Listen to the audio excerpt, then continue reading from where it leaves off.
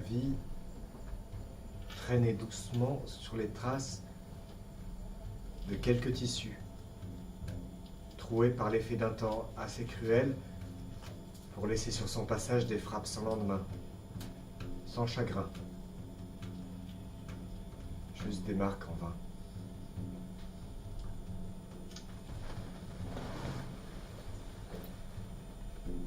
J'avais, je crois, toujours souhaité venir ici. Venir y retrouver un ami qu'on espère ni voir changer,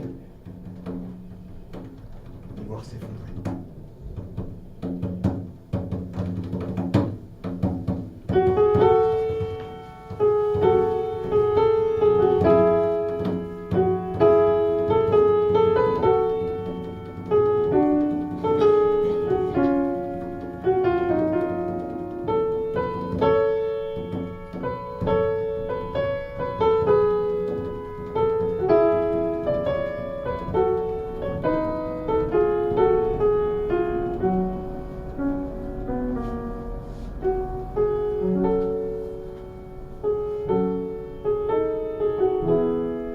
Rome, cet hiver-là, j'avais le cœur engourdi pour moitié, anxieux de savoir que peut-être plus jamais je n'y reviendrai, anxieux de savoir si mon ami continuait à exister, anxieux de me voir changer, de me voir perdre à jamais ce qui me poussait jusqu'ici à exister. J'avais depuis peu refermé toutes les portes des joyeuses possibilités, des esprits légers et d'avenirs inconsciemment sublimés. Le voyage qui m'a traversé, je me souviens très peu. Tout au plus quelques croquis que j'ai essayé de garder me laissent une trace d'un moment passager, sans autre reflet que mes doutes et mes sourires désespérés. Car c'est vrai, on peut dire qu'on m'avait appris à sourire dans toutes les occasions que la vie me présentait. Sourire pour éloigner les regrets, forcer la vie à s'avancer sur quelques mètres, en avant de l'avant, pour gagner du temps. Il fallait qu'à chaque pas, je garde de quoi faire le suivant. Les esquisses de ces courbes habituées à descendre pour mieux remonter marquaient mon visage, pour tenter de donner raison au cœur, qui battait avec peine. Centimètres plus bas. Un jeune japonais était venu jusqu'à moi, et son nom s'était éreinté dans les ruelles fatiguées du Trastevere, perdu en haut du Geneseo.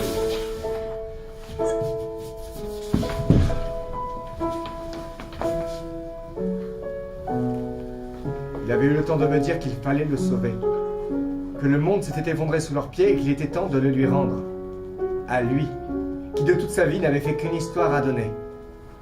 Et puis son corps s'était effacé, comme les coups de craie que jadis j'avais frottés sur les colonnes du Colisée. Et malgré toutes mes histoires, je n'avais pu le retenir sur la pente des vérités et des étés. Désormais, il porterait le nom que je lui donnerais. Par deux fois, cette année-là, le sort m'avait tenu entre ses mains sans rien d'autre que la peur comme camarade de cordée. La peur et les regards effacés. Alors moi, Nicolas Poussin, peintre de Sa Majesté Louis XIII, roi de France et de Navarre, je décidais, pour la première fois depuis que la vie m'avait accordé le droit d'exister, de déroger à la règle qui m'était donnée. Et tant que je n'aurais pas retrouvé mon ami français, la mort ne pourrait m'arrêter, et mon âme resterait accrochée sur cet immense rocher. N'en déplaise à ce traître de Richelieu, me voilà désormais vivant parmi les morts, porté par rationalité accélérée au-delà de toute syncopée. J'irai rattraper mon ami pour partager son secret et le délester de ce fardeau si lourd à imaginer. Et je tenterai là où jadis j'ai échoué.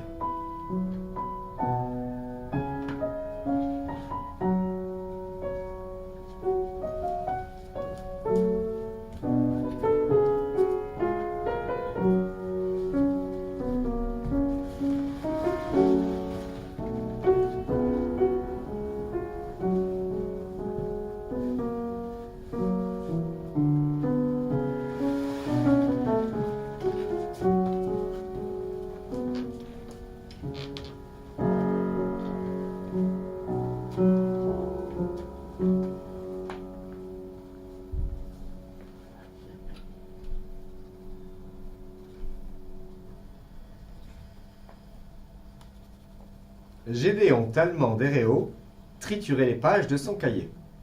Assis comme à son habitude, sur le marchepied du vieux carrosse fatigué, il comptait ses vers comme on compte les pattes d'une araignée, en s'acharnant à toujours vérifier. Voudrez-vous bien, ma chère, porter cette gageure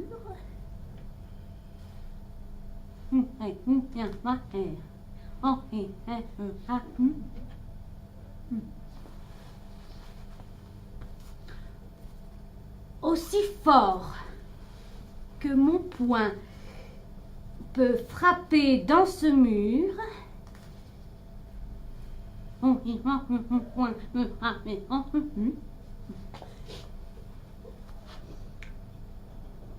Souffrirez-vous alors, si je vous le demande, aussi timidement de porter cette amende à cet homme inconnu, et qui sait, aura-t-il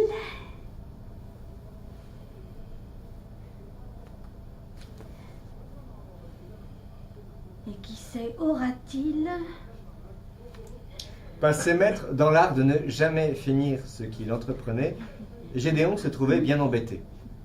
Voilà bien longtemps qu'il n'avait pas fini le moindre sonnet.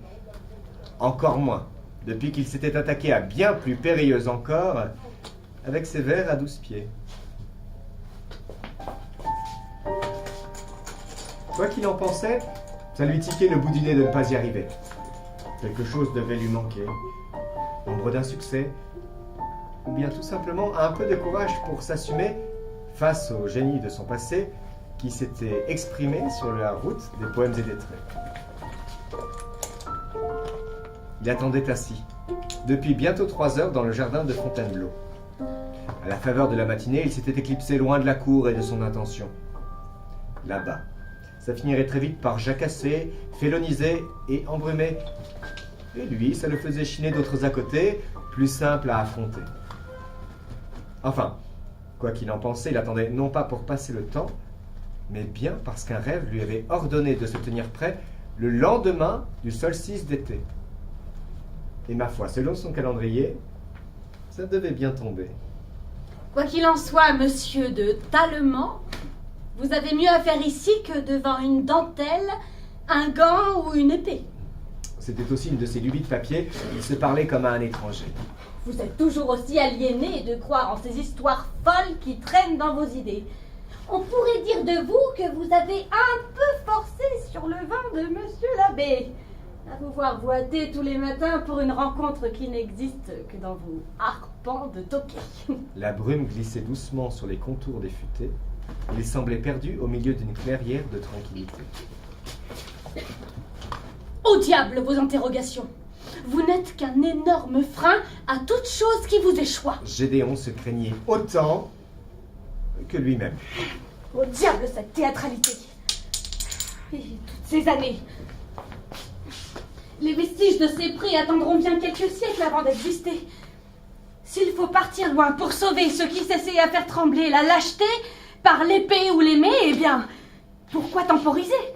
On ne m'a pas construit pour vivre sous un toit. Une voix claire, souriante et filante s'invita. Gédéon, mon ami, vous allez prendre froid.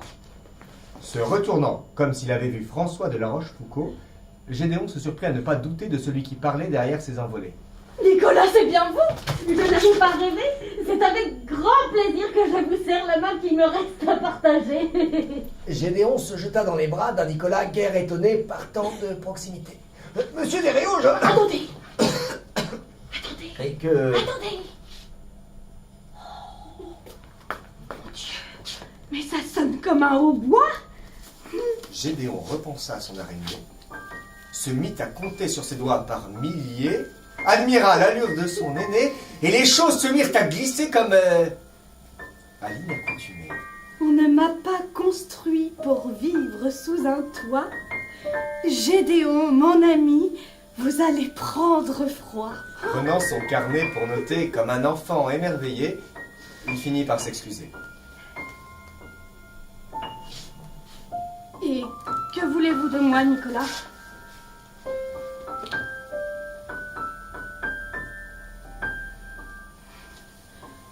Une vieille histoire comme la mienne? Oubliée avant même d'avoir existé.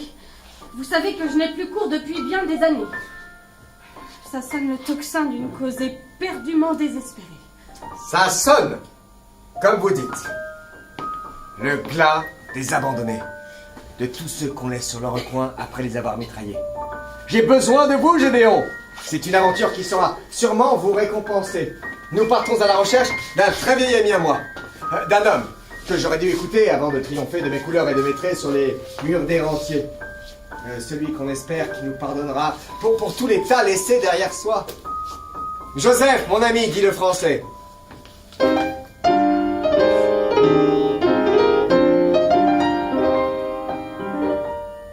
L'exilé? Oui. Mais vous savez très bien qu'il n'a plus le droit de vivre ici. Il a été chassé. Et quiconque est amené à l'aider ou le rencontrer se verra exécuté. Gédéon voyait déjà courir le malheur le long de toutes ses intentions. Un clac! Un grand coup de corde bien serré. Comme une grosse horloge condamnée à s'arrêter. Il n'est plus concerné par cet arrêté. Comment ça? Louis l'aurait gracié? Non, il est mort et enterré. Aïe. À point nommé. Non, à Kobe. Des amis à lui l'y ont déposé. Ils m'ont renseigné au prix de lourds dangers. Eux aussi ont beaucoup peiné en tentant de l'aimer. Diable. C'est une sale journée. C'est une journée à oublier, oui.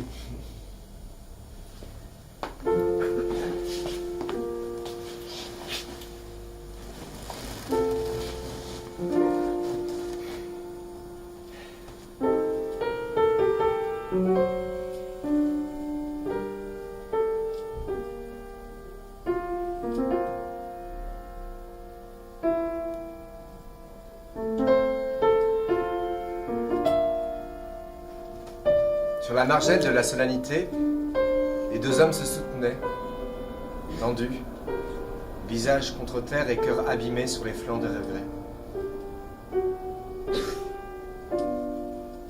Il flottait dans l'air une odeur de fin d'été. On entendait le vent souffler sur les bois séchés et fatigués. Et le silence se mit à converser. Aussi longtemps qu'il faudrait,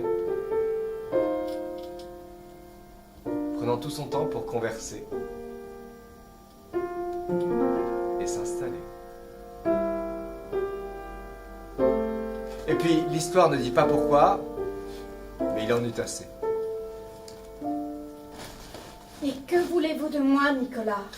Son âme volée, il erre désormais comme un excommunié de sa propre identité, victime d'un sort dont il porte le forfait, et dont j'ai grande responsabilité. J'ai promis de le ramener, et d'apprendre moi aussi à payer pour ce que j'ai fait. Ah, et ma foi, Gédéon, je crains d'être le... Attendez. J'ai peu d'expérience sur le sujet, vous savez. Je voudrais vous aider. J'irais même dans les bras de Salomé s'il le fallait. Mais voyez, à quoi puis-je être destinée? Perdu au milieu de votre ténacité, sans ombre et sans larmes pour pleurer. En tant que fantôme, croyez-moi, vous pouvez l'aider. Et puis regardez, moi aussi mon ombre m'a quitté. Entre zélateurs, il y a comme une leçon de solidarité à respecter. Vous ne croyez pas? Fantôme, ça n'excuse pas tout. On n'en est pas moins homme. Votre histoire porte les risques bien au-delà de ce que j'avais imaginé pour les 100 prochaines années. Vous rendez-vous compte, mon ami, que vous venez corriger un siècle d'habitudes accentuées? Non, c'est vrai.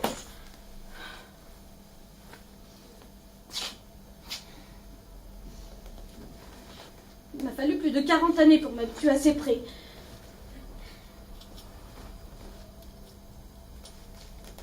J'étais tranquille ici, avant que vous y posiez les pieds. Mais Mais Mais... Ah, diable! Je dois reconnaître que ça titille ma vacuité. J'ai vu passer pendant tant d'années les mêmes histoires de royauté toquée, de vierges effarouchées, de papautés moquées et d'intrigants bornés, que ça vaut bien un peu de loyauté. Laissons la tranquillité là où elle est. Elle n'ira pas s'envoler avant notre retour. Nicolas, je suis votre dévoué. Oh, votre sagacité, on s'en remercie, mon ami. Nous voilà deux pour avancer. Un bon début pour entamer la grande traversée. Alors, qu'attendons-nous? Quel est le plan? Le plan? Ah oui, le plan. Bien sûr. Alors... le plan, hein. Gédéon Talmand des Réaux sentait son audace soudaine accuser un certain nombre de corrections et d'incertitudes. Non pas qu'il se mit à manquer de cran, mais presque. Alors le... plan. Il est plus court qu'à l'accoutumée. Il se peut même qu'il soit aussi réduit que l'esprit de la comtesse de Sévigné. Vous commencez à m'inquiéter.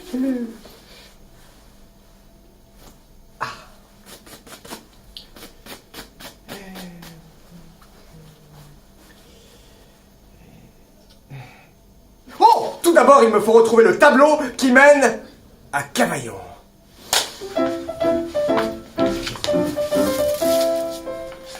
Profitant d'une évasion lui donnant quelques minutes pour gamberger, Nicolas se jeta dans son sac d'où les toiles volaient par salve serrée.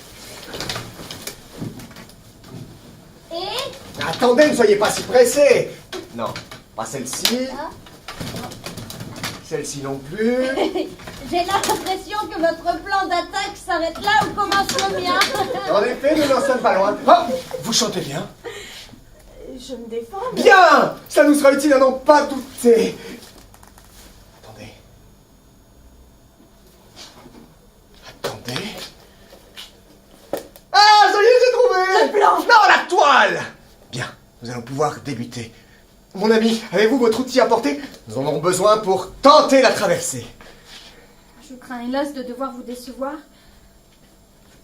Je l'ai laissé à ma bien-aimée. Ah, c'est fâcheux, nous en aurons besoin. Ah, allons lui demander. C'est qu'elle est morte. Hein? Depuis 73 années. Eh bien, raison de plus, ce ne sera pas un problème pour la convaincre. Elle pourra bien nous le laisser pour quelques aventures. Où allons-nous? Allons, dépêchons! Elle est enterrée au caveau de Marcillac, à 2 coudées 3 cordées d'ici, à vol de scarabée. Mais après, où irons-nous pour le ramener, votre Joseph le bien-aimé? Nous irons à Cavaillon aussi vite qu'un crayon retrouver le plus ancien d'entre nous.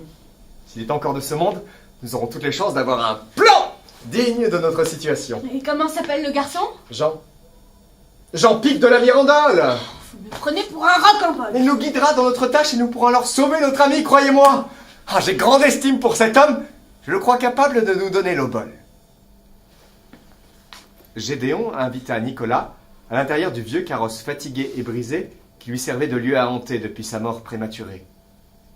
Et, comme si les souvenirs reprenaient vie dans une fin de journée retrouvée, 3 chevaux blancs argentés se mirent à caracoler comme dans le passé, avec la fougue des histoires racontées, celles qui font que la vérité se met à exister.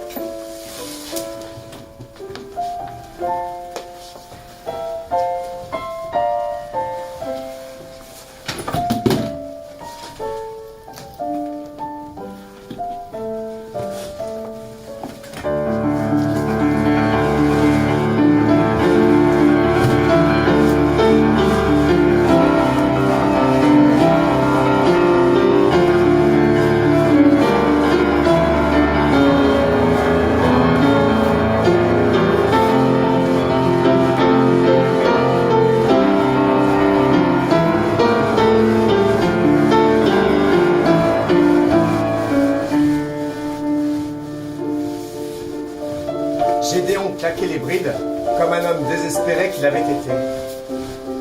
ses yeux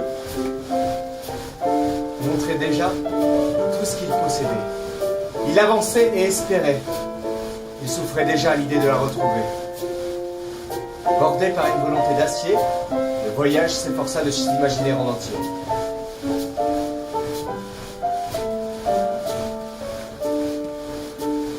Aussi fallait-il attendre encore quelques battements de cœurs oubliés pour voir se dessiner la colline de Marcillac et, perché à son sommet, un arbre richement doté, un Salix babylonica du plus bel effet. On se serait cru face à l'éternité. Pourtant, plus on s'avançait, plus l'arbre se renfrognait. À chaque cavalcade, il s'intimidait, si bien qu'à la faveur des dernières ruées, il finit si petit qu'on aurait cru à une graine fraîchement plantée.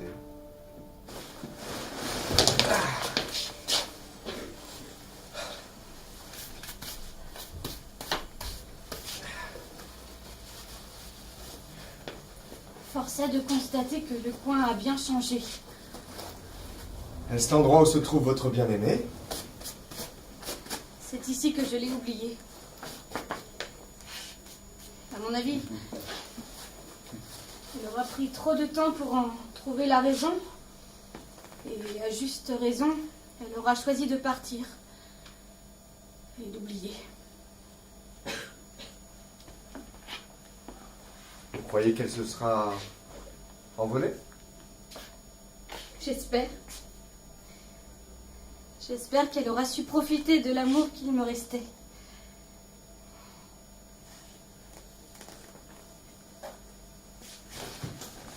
Si je la voyais, je lui dirais nombre de choses que mes lèvres n'auraient imaginées.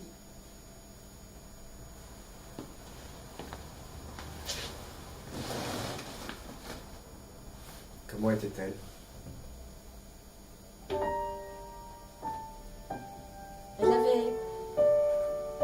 Elle avait la malice qui sied aux condamnés. Toujours à repousser le danger au-delà de toute réalité. En secret, elle riait beaucoup. La gorge déployée. Elle riait, mon Dieu, si vous saviez ce qu'elle riait. Chaque jour, elle prenait une boucle de ses cheveux, la coupait et me la donnait. Elle disait qu'ainsi je n'oublierais jamais qui elle était. Et que chaque jour qui passerait, je pourrais regarder vers le passé, comme dans un miroir, coloré par ses reflets. Elle avait de ses idées, vous savez. Elle adorait la musique. Elle chantait comme une grenouille enrouée. Elle dansait aussi. Même si mes pieds ont appris à quel point elle manquait de succès dans ses excès.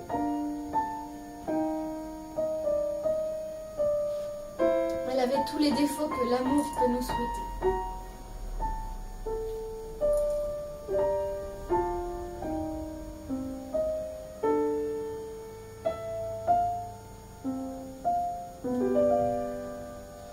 Et si elle se tenait là, face à nous, qu'est-ce que vous lui diriez?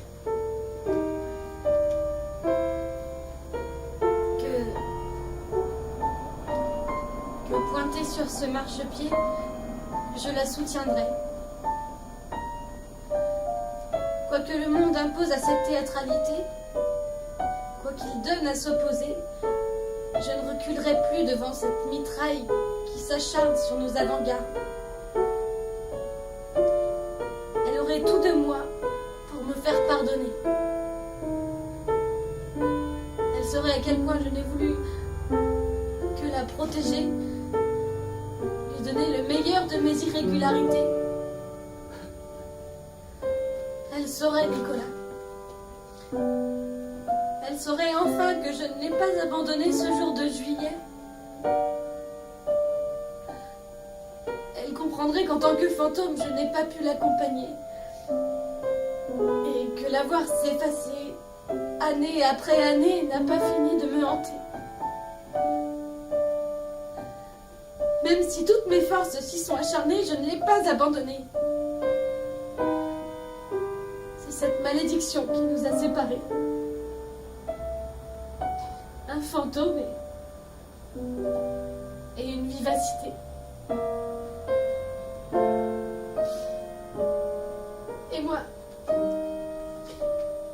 Et moi, je n'ai pas réussi à lui prouver. Vous rendez-vous compte, mon ami, lui dire simplement « Marion, où que tu ailles, je t'y accompagnerai. Où que tu ailles, je serai. » Et j'accepte les souffrances qui me sont accordées.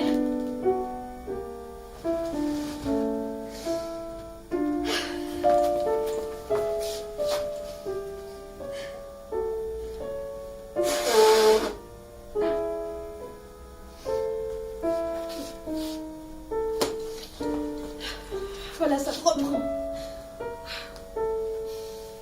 On dirait un sonnet de Madame de Sévigné. Précieux et coquet. Rose. Comme la guimauve que nous servait Monseigneur l'abbé.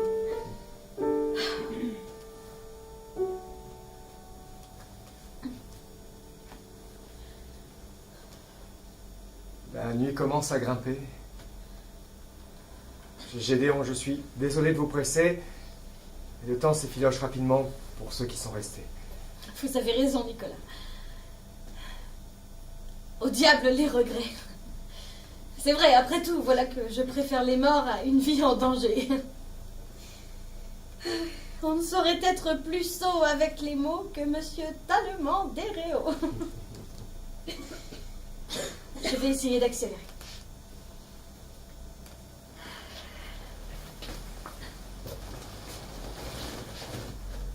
Gédéon s'avança lentement dans la chaleur d'une soirée fraîchement conviée. Nicolas griffonnait à la hâte sur un tissu de papier un dessin qui finirait à n'en pas douter par compter. Il dessinait la jeune femme qui les rejoindrait parce qu'il sentait que la mort, comme à son habitude, avait été blousée par quelque esprit lumineux.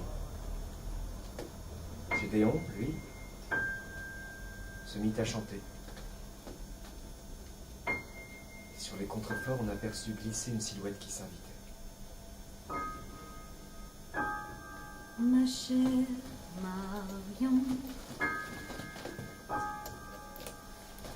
partez très loin de moi.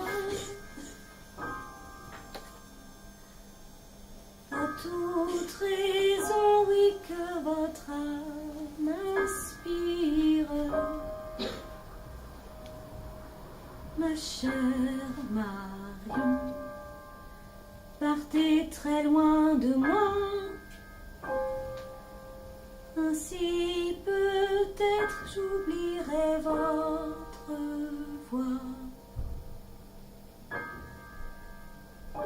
Sur de ces remords si peu courageux se couche fragile des espoirs illusoires.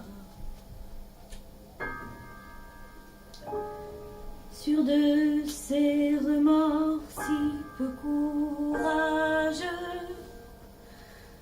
j'entends sonner un amour malheureux. Ma chère Marion, vous qui chantiez souvent, à toute raison, oui, que votre âme inspire. Ma chère Marion, vous qui chantiez souvent, regardez bien, c'est déjà le matin. Entendez donc la comptine qui revient de ce temps-là qui reste dans ma mémoire. Entendez donc la comptine qui revient. C'est une épreuve qui se vit sans fin. Ma chère Marion, avez-vous peur du noir? À toute raison, oui, que votre âme inspire. Ma chère Marion, avez-vous peur du noir? Il tue souvent plus vite qu'un amant. J'aurais dû t'aider, vous en protéger, et vous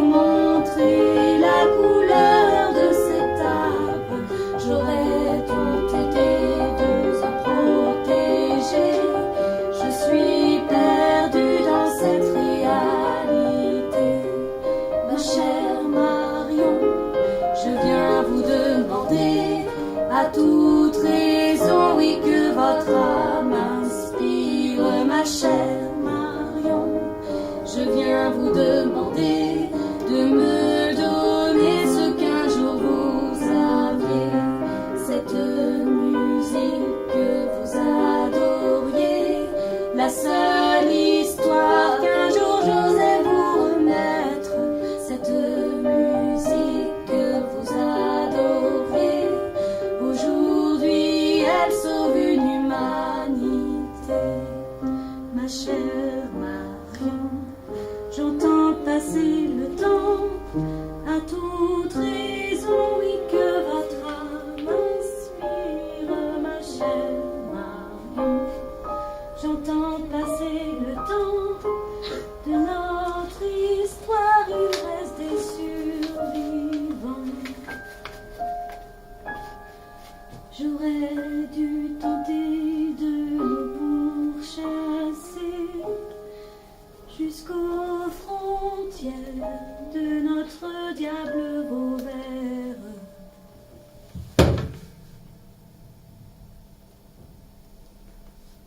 J'aurais dû tenter de nous pourchasser. Au lieu de ça, j'ai perdu mon aimé.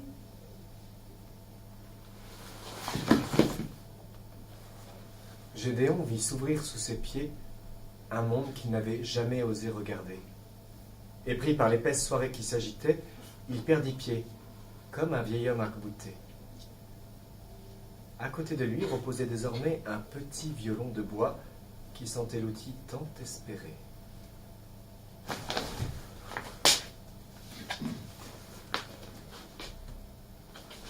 Nicolas se relevait et sentait glisser dans son dos l'ombre d'une vilainie qui existait depuis que de l'audace régnait sur leur quartier. Il vit apparaître au-dessus de son épaule la silhouette armurée de quelqu'un qui leur en voulait. Un esprit déguisé, mal avisé, vicié et torturé tentait de mesurer l'audace de nos aventuriers. Comme s'il en pleuvait, les ombres du passé glissèrent de tous les côtés. Nicolas reconnaissait trait pour trait les âmes qui hurlaient à ses côtés. Il savait qu'on tentait de se jouer de son esprit pour le rendre toqué. Rapidement dépassé par la masse des assaillants qui dégueulaient, il se redressa pour tenir une formule dont il avait le secret. J'accuse tous vos esprits de n'être que des laquais, des larbins paniqués au service des trépassés. Moi, Nicolas Poussin, ami de Richelieu et serviteur des dieux. Moi qui n'ai plus de vie, plus de pierre où reposer. Moi, Nicolas, je n'ai pas peur de vous affronter. Craignez, valet de pied. Tremblez que le combat en emporte autant que l'expiation pourra en avaler. Sa tirade du plus bel effet offrit un répit à nos aventuriers. Alors que les ombres s'écriaient.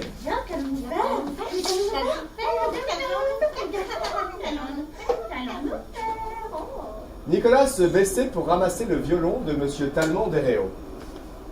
Gédéon, encore inanimé, semblait dormir à jamais. Mon ami, il n'est pas temps de s'emparer d'un repos bien mérité. Il nous faut voyager, j'ai besoin de vos doigts de fée. Gédéon? Gédéon? Mon petit mot d'esprit ne va pas les arrêter. Gédéon, répondez! Nicolas sentait déjà s'estomper la fausse incertitude qu'il avait semée. Gédéon, nom de nom! Soyez digne de l'action! Mais levez-vous et jouez! Faites honneur à Marion! Pris par une convulsion, alors que les ombres amusées entonnaient à présent. Gédéon, dans un bond, reprit sa position. Empoignant à deux mains l'outil de ses mémoires comme Roland brandissant Durandal, il lança avant de jouer... Si nous devons mourir à nouveau sur ce mont, alors mourons, mais combattants de nos violons! Et comme l'ami timide qu'il demeurait, il murmura à Nicolas... Voilà 4 beaux vers qu'il me faudra noter avant de nous avoir vaincus. Nicolas, tout en s'emparant d'une toile dont il avait le secret, lui tendit rapidement un trait dont ma foi, il avait le secret. Alors sortez votre carnet, je vois l'affaire mal engagée. Perdus au milieu des damnés, les deux hommes se mirent à jouer. L'un de sa plume, l'autre de sa mélopée. Le charme, censé exister, devait permettre à nos amis de rejoindre en 2-3 portées les quelques destinations que Nicolas avait économisées au milieu de ses toiles. Mais le temps tournait court au milieu des esprits, et c'était là le comble. Oh, ça sera bien amusé.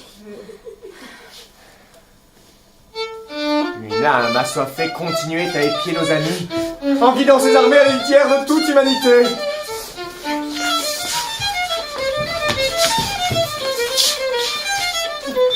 Les griffes des armées fouettaient l'air d'aussi près qu'on sentait le souffle du passé, la souffrance des assassins écartelés. La terreur rentrait dans les chairs et les tissus de leurs vêtements comme une pluie de magma en fusion. C'en était fait. Notre histoire était terminée. Et puis une jeune femme va sauver les aventuriers. Réveillée par les hordes qui piétinaient le dernier de ses rêves, l'ombre nouvellement arrivée, plus vivace que toute, construisit de tout son corps un rempart où même les âmes damnées ne pouvaient pénétrer.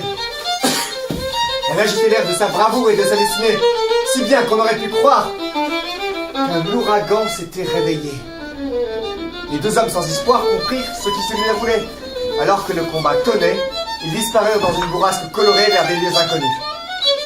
Elle continuait à se battre pour sa dignité et son passé. De ses yeux noirs comme le charbon qui dégoulinait de la gueule des Denais, surgirent des souvenirs et des larmes diamantées transformées en flèches acérées. Alors que le combat suait sur une pente opposée, on entendit le violon s'étouffer et une voix perçant le ciel comme s'il se déchirait. Marion, mon aimé.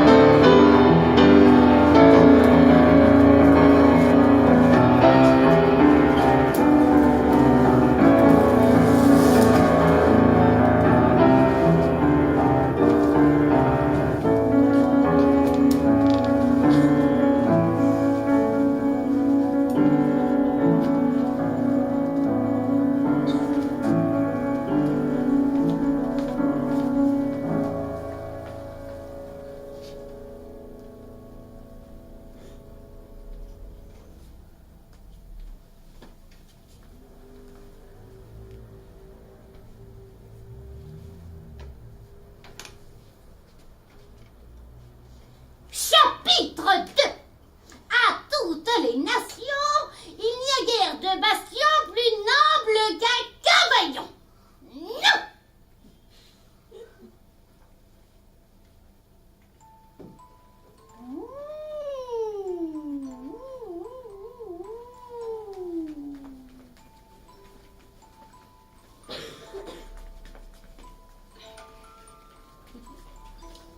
Une musique attristée perçait d'une silhouette penchée sur une machine à sonner. De son visage sortait un sourire âgé et astucieux qui dégustait chaque note qui frappait.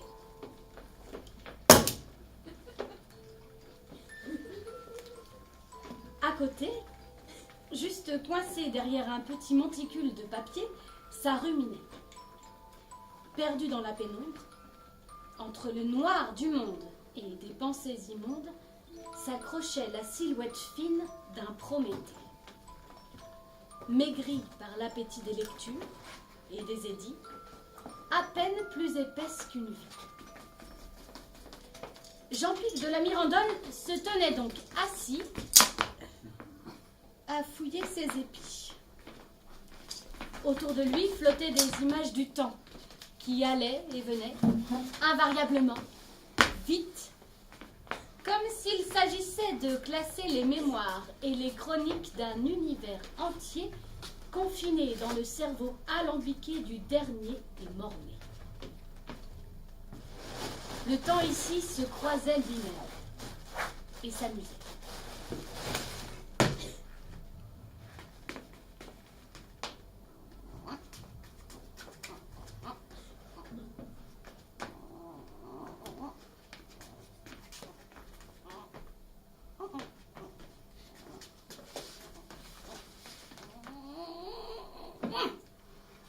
Chapitre 3.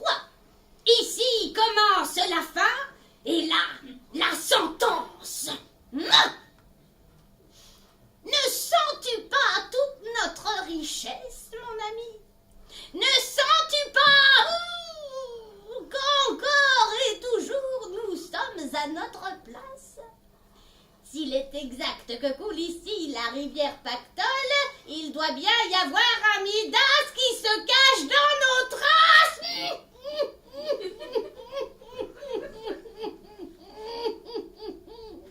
Et j'ai peur qu'il n'arrive à dos de catastrophe pour demander son dû et son obol.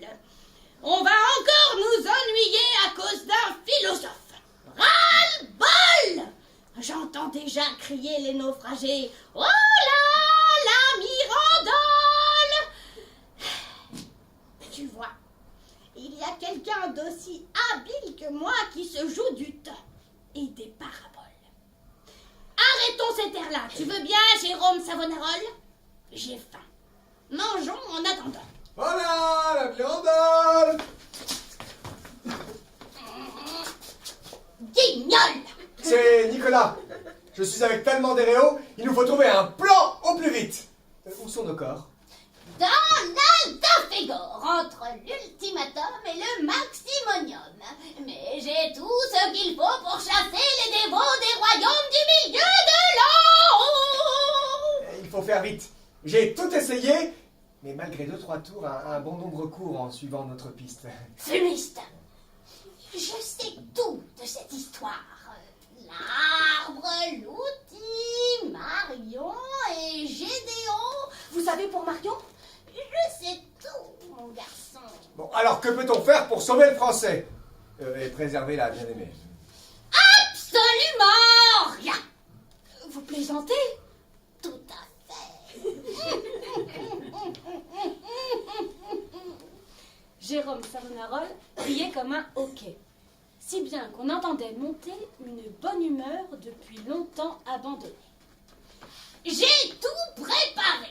Je partirai avec le badigeonneur de feuillets dans les bois de Cavaillon. Quant à vous, Gédéon avancé, je vous propose d'admirer ma toute dernière imitation. Je l'ai construite à l'image de notre ennemi commun, Marie de Sévigné, marquise à sa guise. Oh, Marie, quelle plume, quelle épée. Oh, je me souviens qu'un jour, lors d'une entremise à pile... Jean, je crois que le temps, même maîtrisé, nous est diablement compté. Vous avez raison, Nicolas. Parfois, je soliloque et je m'emporte comme un marin sur sa coque. J'ai des souvenirs tenaces malgré mes 324 grâces et je pense que Jean!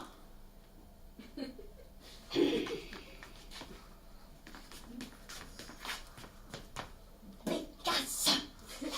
Je disais donc que Monsieur Tallement d'Héréo, vous voudrez bien vous avancer?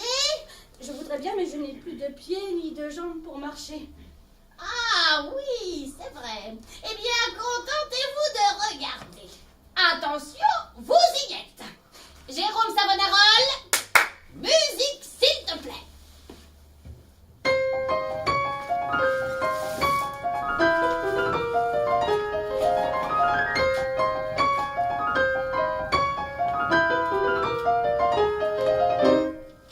Devant nos amis inquiets se dressait tout à coup une silhouette cuirassée, armurée, armée d'un fleuret argenté, prête à taillader. Elle se tenait droite comme un soldat français, prête à percer, sans image à partager. Elle existait au milieu de tout, sans respirer.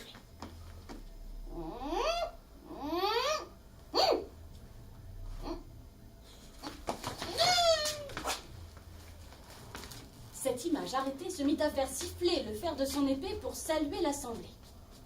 Après quelques instants accordés, Jean-Pic de la Mirandole, qui voyait le temps s'accélérer, finit par trancher. C'est une arme de français, une incarnation mécanique de la somme des totalités. J'ai mis dans son corps tous les enseignements de guerre que j'ai pu retrouver. Elle nous accompagnera pour nous aider et se montrera digne d'intérêt. C'est parfait. Croyez-moi, il ne lui manque qu'une âme et un joli visage à regarder. Oh, Bon, je crois que nous pouvons y aller. Nous sommes au complet. Jean. Nous irons tous au bois de Cavaillon.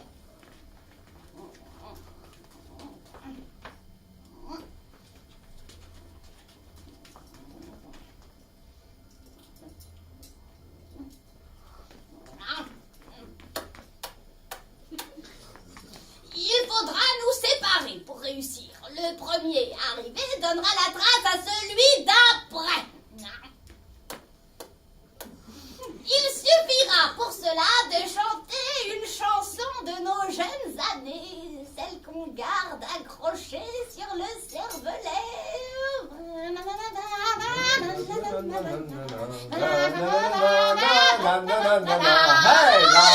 Mais attention! Les terres de cette forêt ont été atomisées par les démons de la marquise de Sévigné. Désormais, à chaque seconde que vous y passerez, vous ne cesserez d'oublier. Toutes vos images finiront par s'échapper. Que vous soyez vivant ou enterré.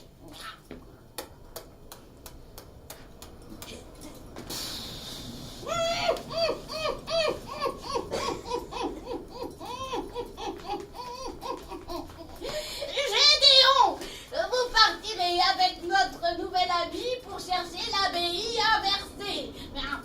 J'ai des raisons de croire que tu caches le repère de notre ennemi juré. Nicolas et moi, nous irons trouver le tombeau de la famille du Français. Là, nous pourrons peut-être le sanctifier pour protéger son âme et lui parler. Pendant qu'il finissait, on entendait déjà craquer les murs d'acier du repère inopiné. Ça grattait, ça hurlait de faim et de folie inefficace, coincés dans une impasse. Les chiens de rage étaient là, prêts à tout dévorer. Nicolas, votre toile, nous devons nous hâter. Alors que l'esprit de Nicolas s'activait, Jérôme Savonarole commença à jouer pour tenir les ennemis éloignés. D'un air qu'on aurait cru venir du tréfonds de l'humanité. Et l'acier devint rouge, à s'y consumer. La folie qui les entourait était en train de changer d'idée.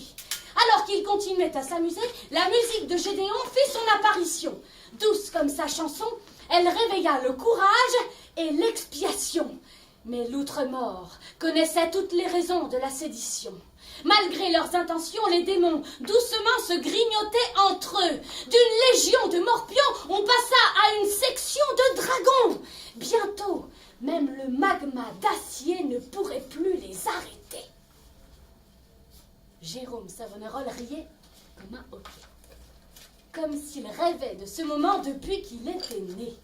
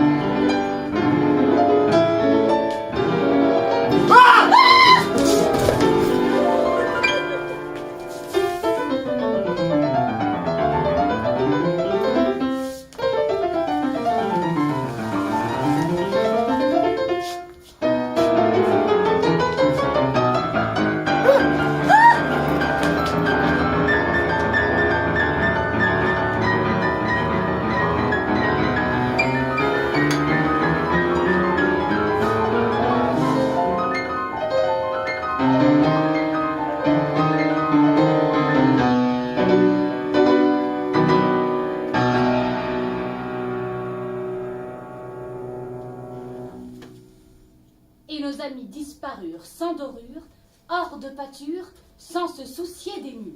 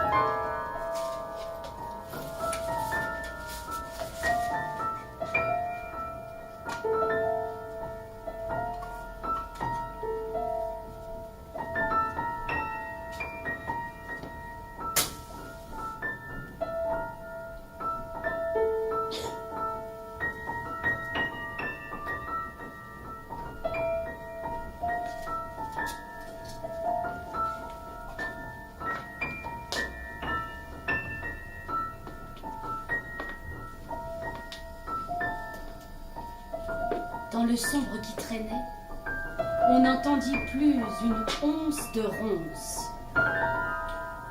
Le noir tapissait les murs d'une histoire qui datait, et sur le sol, on entendait flotter les restes des assassinés. Ça clapotait en prudence, en se servant de la chance. Ça tâtonnait à grands coups de nez.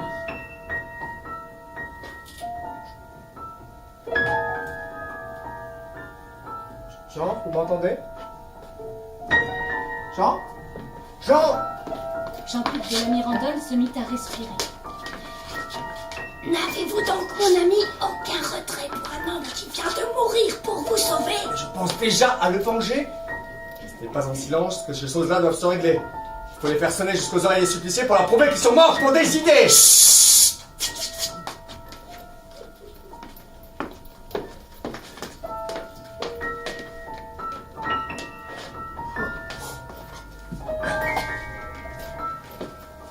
Que venons-nous faire dans ce tombeau? Voilà comme deux taupes dans un terrier. Il faut trouver un moyen de parler au Français. Il faut trouver un morceau de lui que quelqu'un aurait laissé. Je ne sais, un effet, n'importe quoi. Comme ça, nous pourrons lui donner notre vie de fantôme. Vous auriez dû m'en parler. Il se m'est déjà oublié. Je parlais des effets du français. J'aurais pu trouver tout ce qu'on désirait au Caire, là où il avait décidé d'exister. C'est dommage. On aurait pu accélérer les chances de notre côté. Et ça n'aurait pas marché, il nous faut. Vous entendez? Quoi donc? Attendez. Quoi?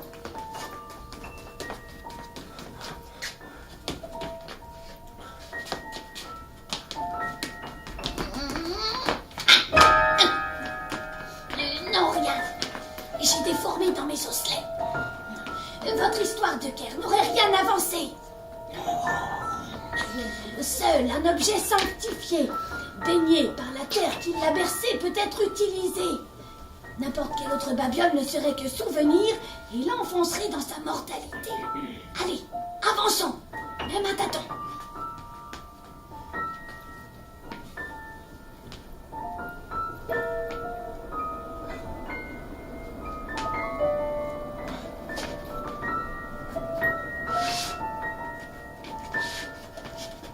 Mais comment savoir?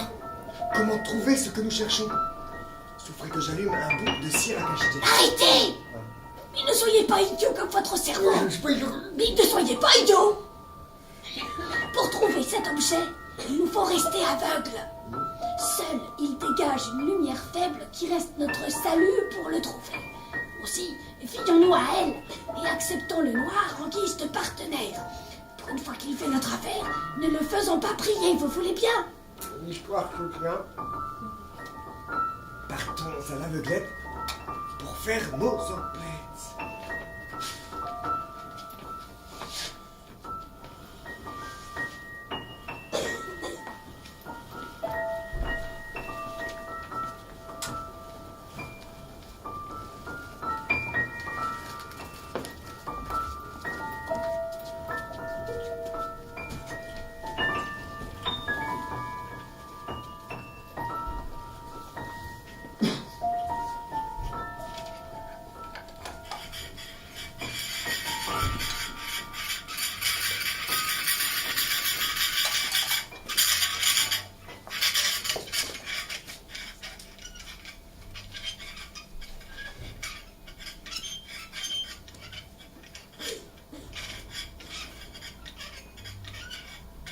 Plus loin dans les futaies, Gédéon et la silhouette mécanique se frayaient un chemin en chassant les racines des chênes. Les deux forces tentaient par conviction de trouver le lieu de leur malédiction. Sans jamais perdre pied, la silhouette guettait et opposait pendant que Gédéon s'expliquait.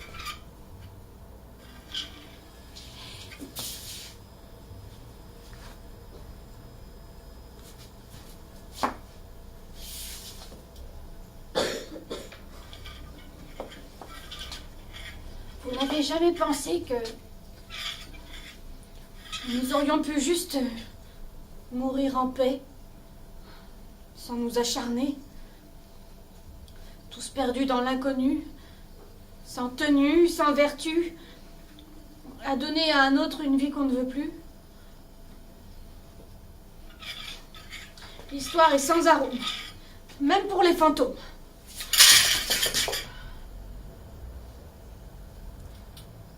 C'est assez désopilant, vous ne trouvez pas? Comme on frôle, sans jamais prendre le risque de se noyer dans nos causes. Qu'en pensez-vous?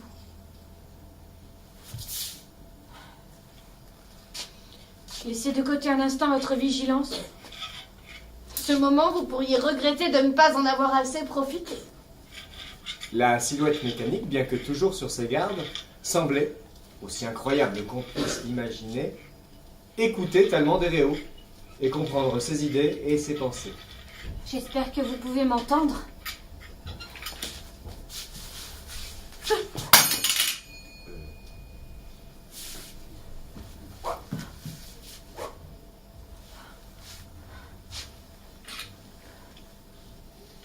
Quelque chose me dit que vous êtes plus humaine que je ne l'ai jamais été.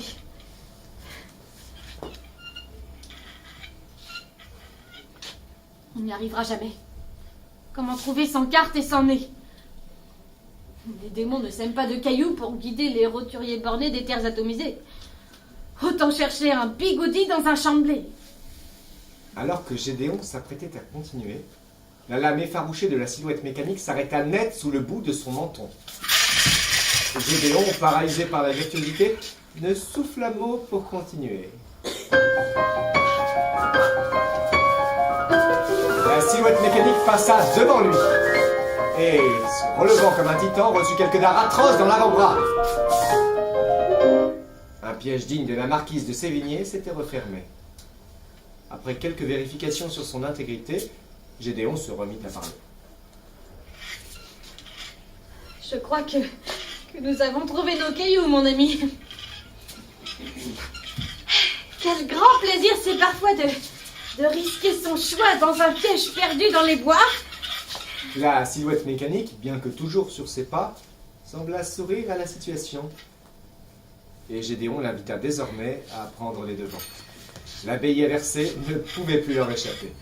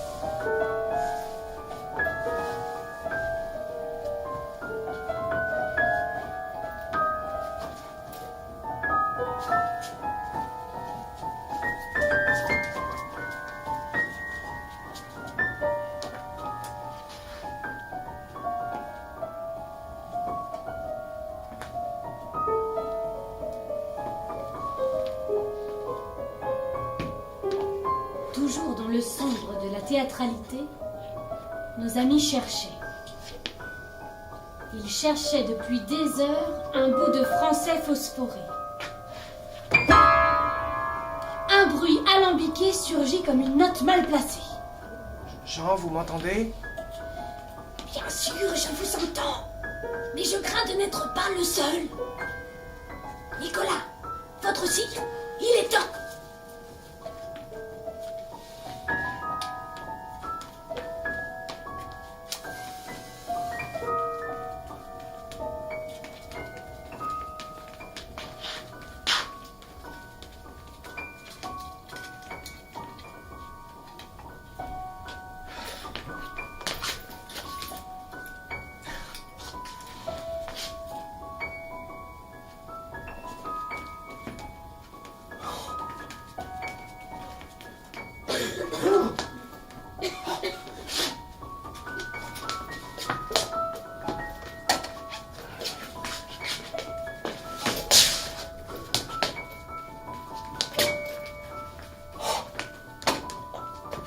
Jean!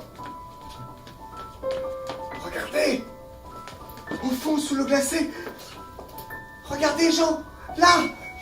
Nicolas, pris par l'excitation, plongea de toutes ses forces vers le morceau d'étole trempé à quelques coudées de ses yeux habitués. Encore tout imbibé, il se redressait face à la silhouette qui le côtoyait.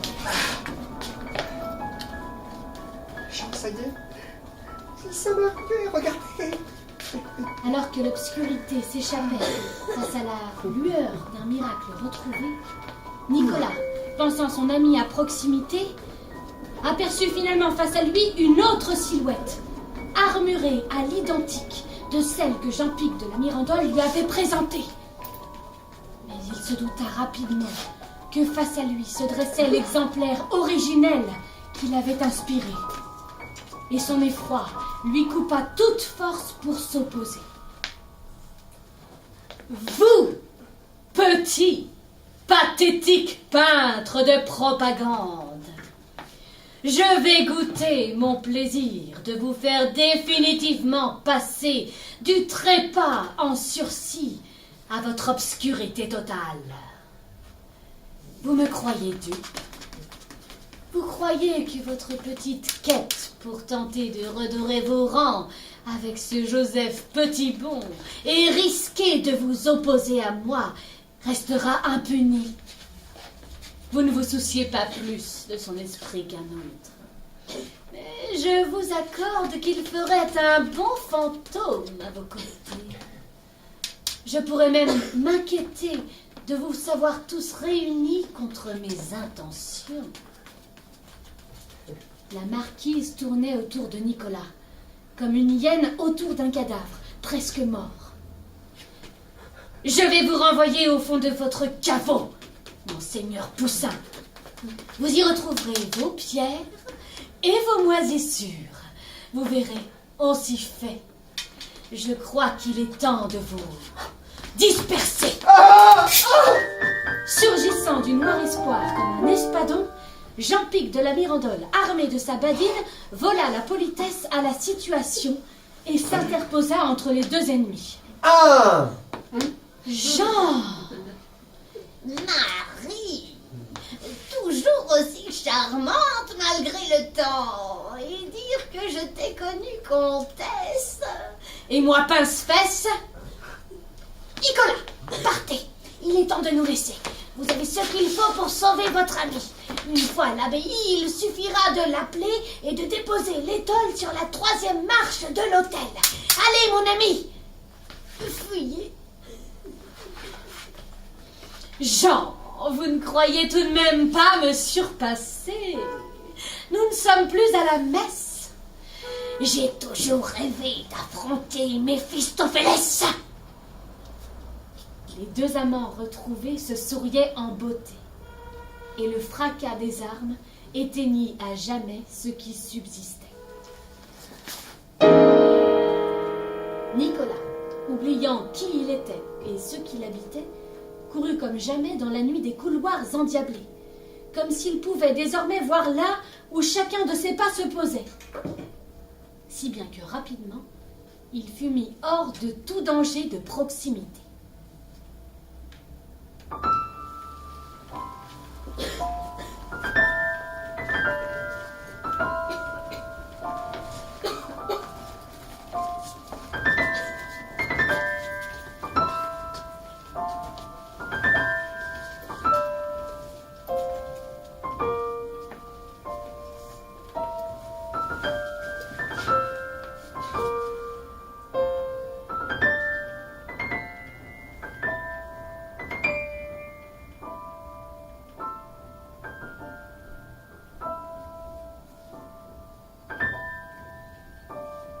Dans la clairière de l'abbaye inversée, se tenaient nombre de démons agités qui attendaient les condamnés. Armé de sa mission et de son expiation, la silhouette mécanique et Gédéon s'étaient jetés dans la mêlée. La musique de chacun d'entre eux pourfendait beaucoup d'animosité. Ils taillaient les fureurs qui repoussaient, sans s'arrêter, mus par l'intelligence et l'amitié, portés par la brillance et la pitié. Le combat dura jusqu'à la soirée, et ils finirent par se sentir sauvés, désormais seuls au milieu des Maccabées. Mais la silhouette vacillait, le combat l'avait assassiné. Sur ses flancs, les démons s'étaient sacrifiés, perçant son armure et sa conviction. Malgré son allure et sa cambrure, le souffle sonnait court. Du sang gris goûtait sur le sol d'allée, et ses forces fuyaient comme des effarés. Gédéon, lui, avait perdu l'esprit. Mon ami, je me mets à douter. Que diable faisons-nous dans ce bourbier? Et qui venons nous chercher?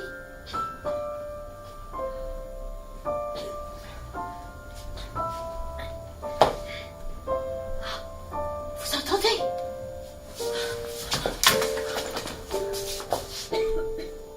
On dirait un miséréré. La silhouette, insensible au sortilège qui régnait, comprenait que l'oubli gagnait sur l'esprit de son compagnon. Elle aurait bien voulu lui parler, mais rien n'y faisait. Rien. Non, rien ne sortait en dehors de la presque vie qu'on lui avait donnée. Si bien qu'avec ses dernières forces, elle entraîna contre son gré vers l'entrée. La bâtisse flottait au-dessus d'un lac bleu de jet. En posant le premier pas sur la pierre sacrée, nos amis se retrouvèrent à reculer sans effet. La silhouette mécanique comprit rapidement ce qu'il s'est passé, comme si quelqu'un l'avait conditionné.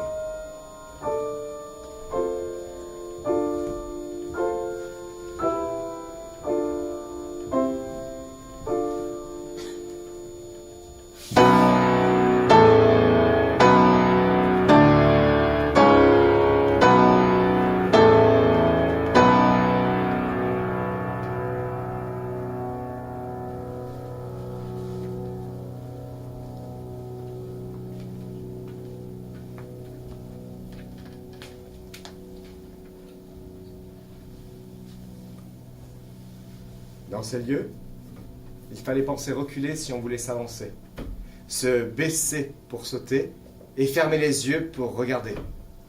Si bien qu'en ramenant Gédéon à elle, elle s'apprêta à s'engager quand une chanson fit son entrée.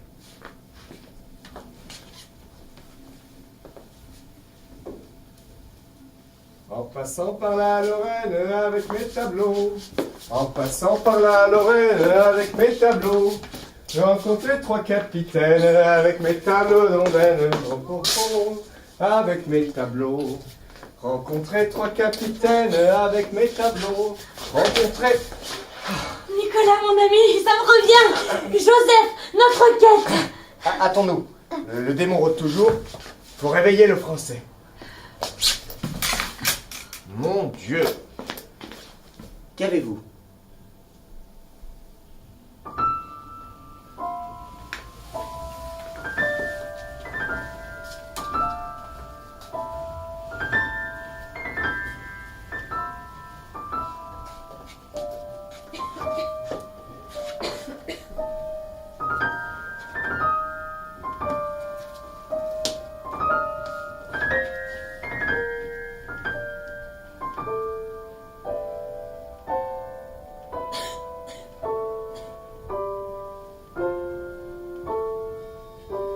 Précédant la fougue, elle lança ses dernières forces pour guider nos amis. Ouvrit la marche rapidement pour leur dévoiler le subterfuge inversé qui traînait, si bien que sans trop d'encombre, ils arrivèrent sur la marche tant désirée. Autour d'eux, le silence se gargarisait, et chacun pensait « Ça sent mauvais !»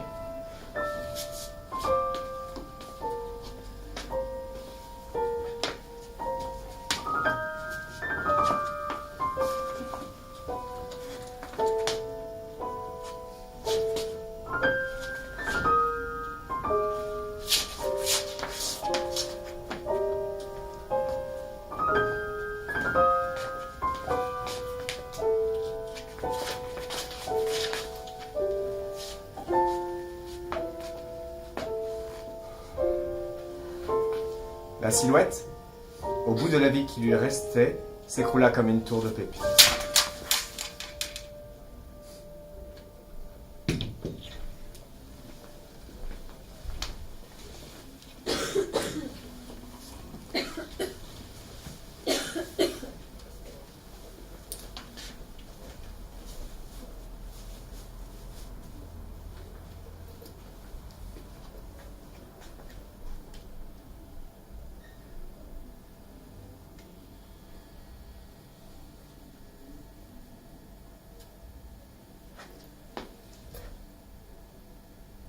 Voyant que tous disparaissaient jusqu'au dernier, Nicolas déposa le morceau de tissu fané et en appela en français aux Français. Sans succès. Joseph restait muet à toute autorité. Il convoquait, implorait, mais rien n'y faisait. Seul le vent traînait. Puis il eut une idée. Il se renversa vers Gédéon pour lui demander d'appeler le Français à l'aide d'un petit air sacré. Et il avait bien fait.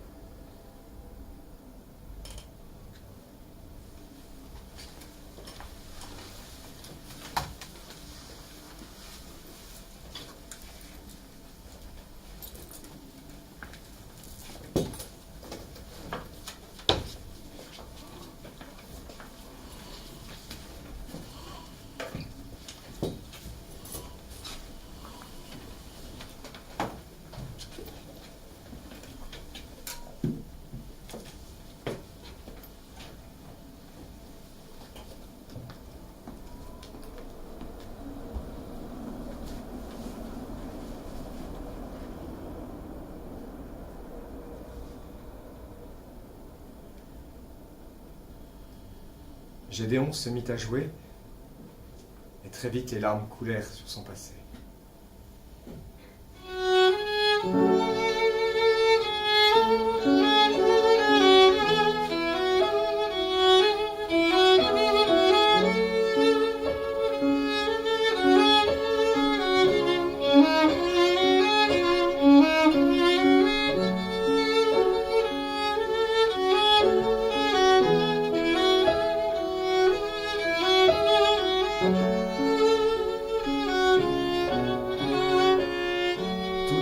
Remontait, et l'oubli cessait d'exister. Nicolas recula devant tant de charité. Il voyait les regrets de son ami percer tous les barrages de nos vanités et laisser place à la maigre humanité qui restait. On aurait cru que chaque note s'excusait d'être écoutée. Et pourtant, quelle affection les animait à chaque portée. C'était un instant tombé d'en haut, dernier rescapé d'une histoire qui prenait l'eau.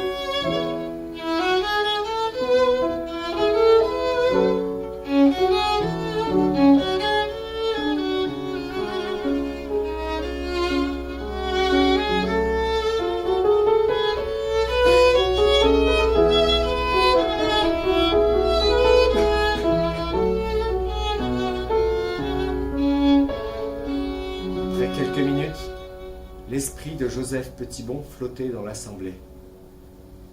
Et Nicolas proposa aux Français de venir les rencontrer. Il possédait un vœu, une vie de surmortalité. Il pouvait réexister, chausser à nouveau les sabots de sa fatalité.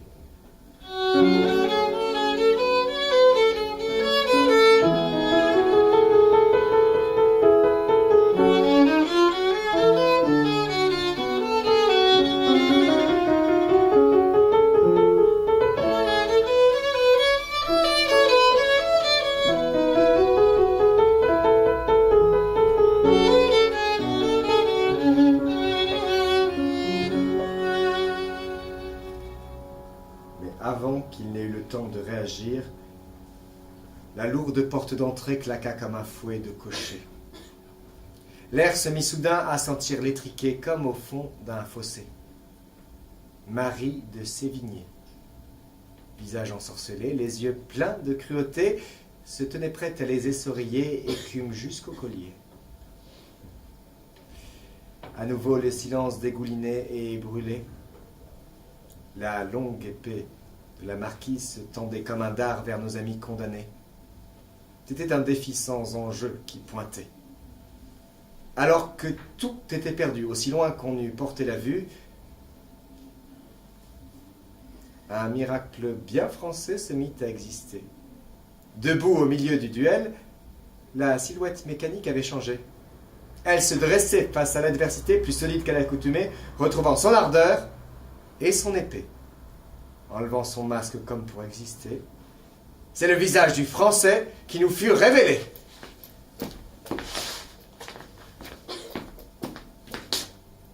Le combat pouvait commencer.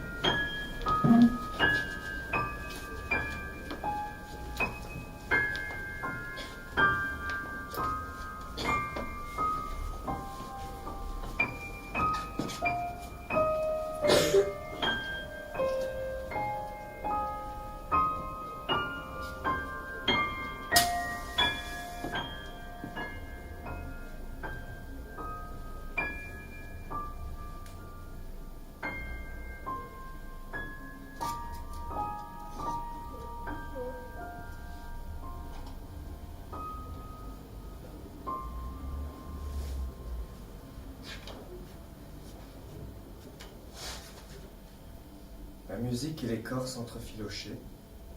La virtuosité répondait à l'extraordinarité.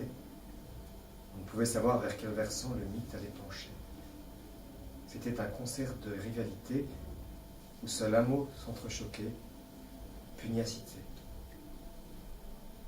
Mais comme une nouveauté mal orchestrée, le mal avait trouvé à qui parler. Mais même Joseph semblait ne pas pouvoir y arriver. Le duel tournait dans le sens opposé. Et pourtant, après un long moment où chaque pas pouvait trembler, sa lame habile mais résignée renvoya Marie de Sévigné au fond de son trou paumé, à Jopé.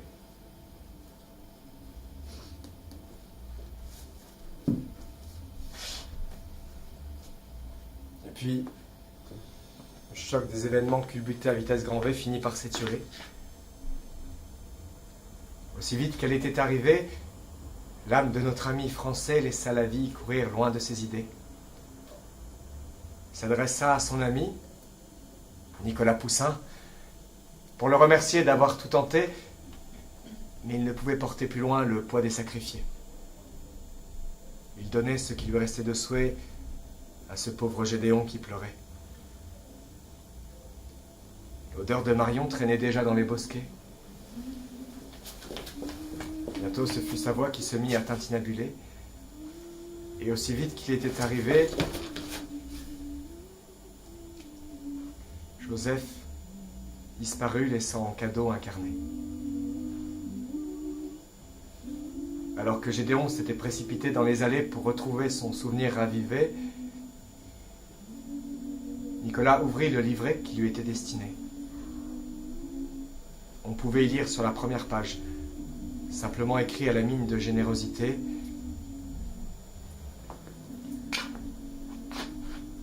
Il n'y a que des histoires à protéger.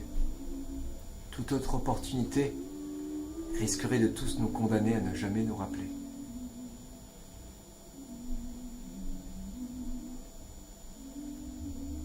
Nicolas salua son ami. Et tout ce qui existait disparut à jamais.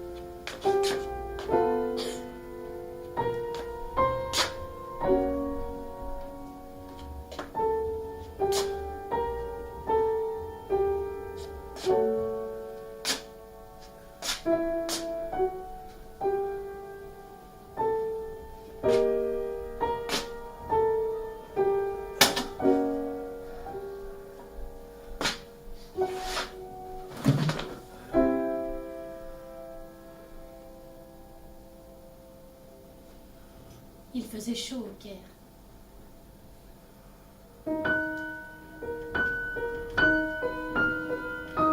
L'histoire enfin terminée,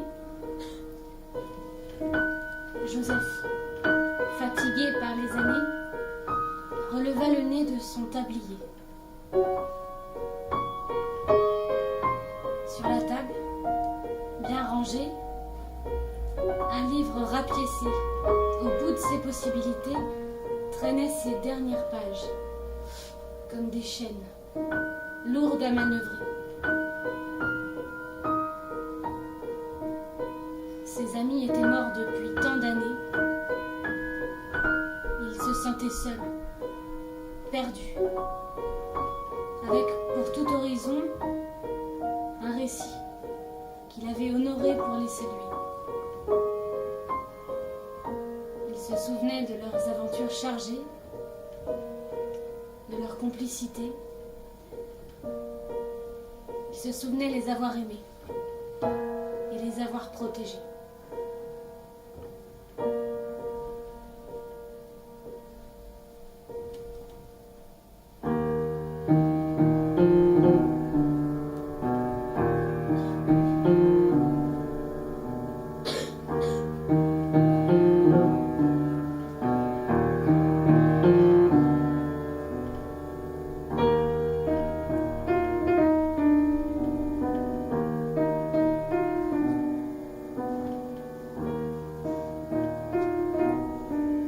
Il peinait parfois à retrouver tout ce qui les constituait.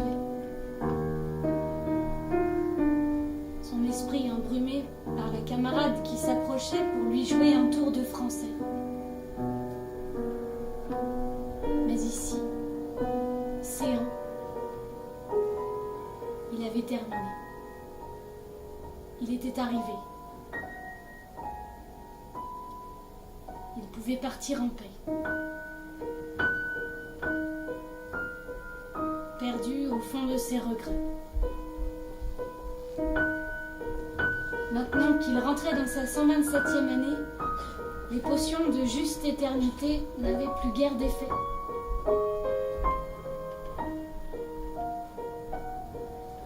Au fond de son laboratoire âgé, perdu dans la lumière d'une fin d'été, on entendit un corps vaciller et des fioles se briser.